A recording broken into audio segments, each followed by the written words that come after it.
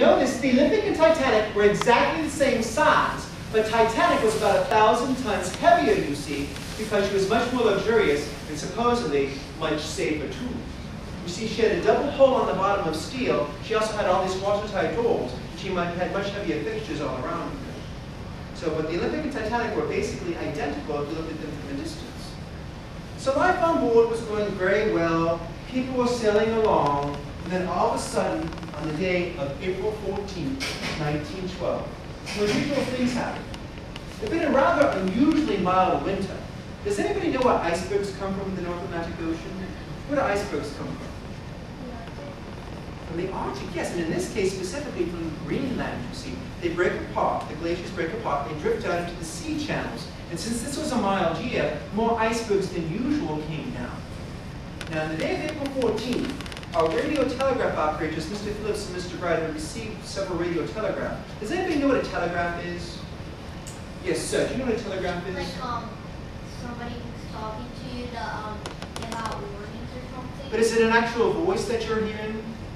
What is it that you hear? It's beeping sound. It's beeping sound, yes. Does anybody know what the sound SOS is? Do you know? It means save our ship.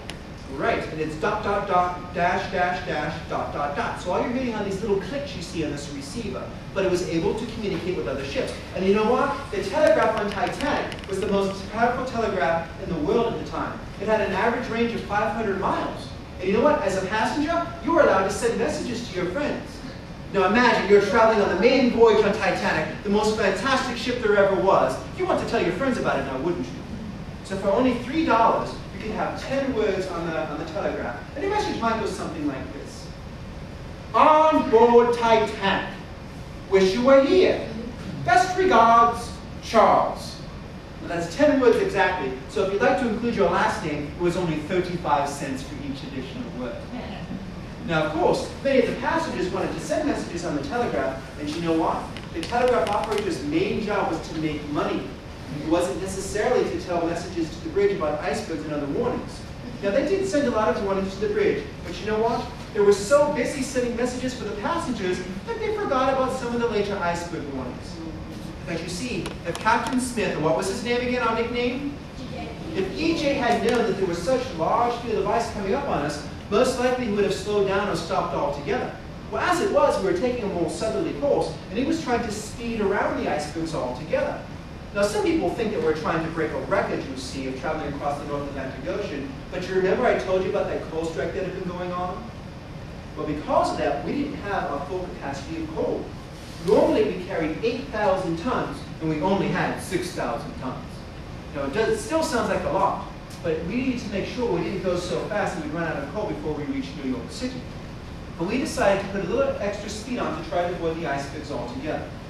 Now, I was actually on the bridge of Titanic, and the bridge of Titanic was actually right up here, you see, in the front of the ship.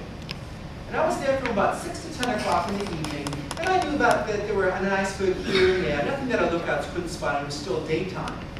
But later on, as I changed ship with First Officer Murdoch, remember Mr. Murdoch was my good friend, I told him about the icebergs, there were a few here and there, and even Captain Smith came up to the bridge, and I said, it's a pity the wind hasn't kept up with us.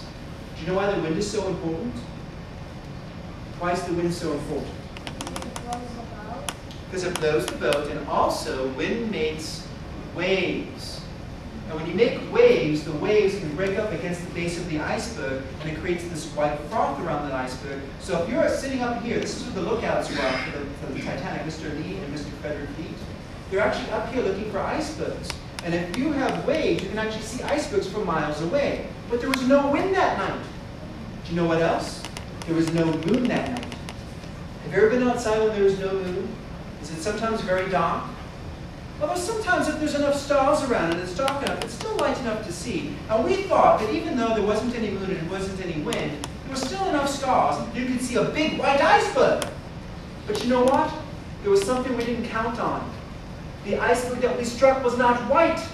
Does anybody know what color it was? What color was it, young man? It was almost black. It was a very dark blue color. Because this happens very rarely, because you know most of an iceberg, I'll show you an iceberg right here. You see, most of an iceberg is below the surface of the water. But occasionally, as an iceberg melts, the ice melts in such a way that the iceberg can actually tip over in the water. And when that happens, the side that's wet comes up to the surface, and it's a very deep, dark blue color, almost black, as you said. And it absorbs all the light around it.